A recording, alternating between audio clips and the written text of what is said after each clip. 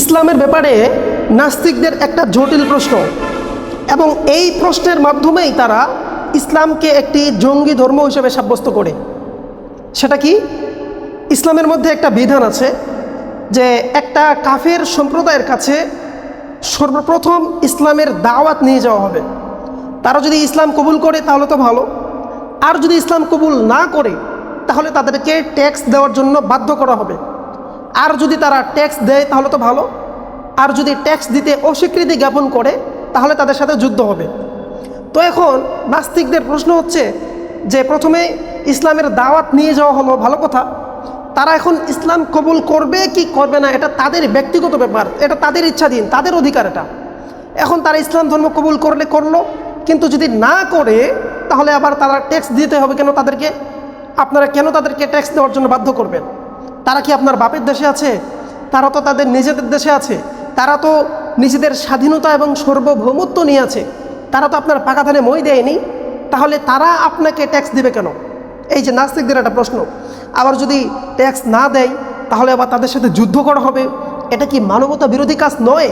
এটা কি পৈশাচিক আচরণ নয়? তাদের সাথে অযথা একটা ইস্যু ছাড়াই, কোনো কারণ ছাড়াই তাদের সাথে যুদ্ধ করা হচ্ছে। এখানে তারা ট্যাক্স দিবে, কেন ট্যাক্স দিবে? আবার ট্যাক্স না দিলে যুদ্ধ করা হবে তাদের সাথে, কেন যুদ্ধ করবেন আপনারা? এই যে নাস্তিকদের একটা জটিল প্রশ্ন। আচ্ছা, একটা কথা বলুন তো, এখন আপনি একটা কথা বলুন। আপনার ওয়াইফ, মনে করুন সাপোজ, ধরে নিন, সিরিয়াস নেওয়ার দরকার নেই, আপনার ওয়াইফ আপনার খায়, আপনার পরে, তার যাবতীয় তার ভরণ পোষণ, তার চিকিৎসা, বাসস্থান, বস্ত্র, তার A to Z সব কিছু আপনি বহন করেন, আপনি তার সমস্ত খরচা করেন। এখন আপনার স্ত্রী যদি আপনাকে বাদ দিয়ে আরেকজনের সাথে পরকীয়া করে, এখন আপনার কেমন লাগবে? কেমন লাগবে আপনার বলেন? ভালো লাগবে আপনার? দেখতে ইচ্ছে হবে এটা? এটা কি আপনি মেনে নেবেন কখনো? ঠিক তদ্রূপভাবে তারা আল্লাহ তাআলার জমিনে থাকবে, আল্লাহর দেওয়া রিজিক খাবে, আল্লাহর দেওয়া বাতাস থেকে অক্সিজেন গ্রহণ করবে, অথচ আল্লাহ তাআলার দিন বাদ দিয়ে অন্য দিন গ্রহণ করবে।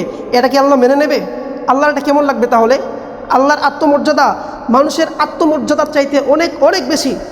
সাধারণ আপনার স্ত্রী যদি অন্যের সাথে পরকীয়া করে, আপনার খায়, আপনার পরে, তারপরেও এখন এটা আপনার যেমন সহ্য হয় না, ঠিক তদ্রূপভাবে যেই সমস্ত নাস্তিকরা, যেই সমস্ত মুলহিদিনরা, যে সমস্ত বেদিনরা আল্লাহর জমিনে থাকে, আল্লাহর খায়, আল্লাহর সব কিছু তারা গ্রহণ করে, অথচ আল্লাহর দিন বাদ দিয়ে অন্যের দিন মানে, অন্য ধর্ম মানে, তাহলে আল্লাহ তাআলার এটা আরও আত্মমর্যাদায় আরও বেশি আঘাত লাগে।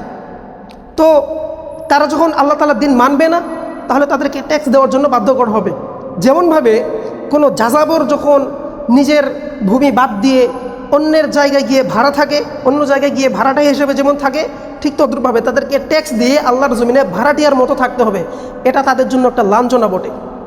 আর যদি তারা এই ভাড়া দিতে না চায়, ট্যাক্স দিতে না চায়, তাহলে তো এখন তোর বাড়ি ছাড়া আর কোনো ফয়সালার বুদ্ধি নেই। এবং ইসলামের চিরন্তর বিধান হচ্ছে জিহাদ, তাদের সাথে জিহাদ করা হবে তারা যদি ট্যাক্স দিতে অস্বীকৃতি জ্ঞাপন করে।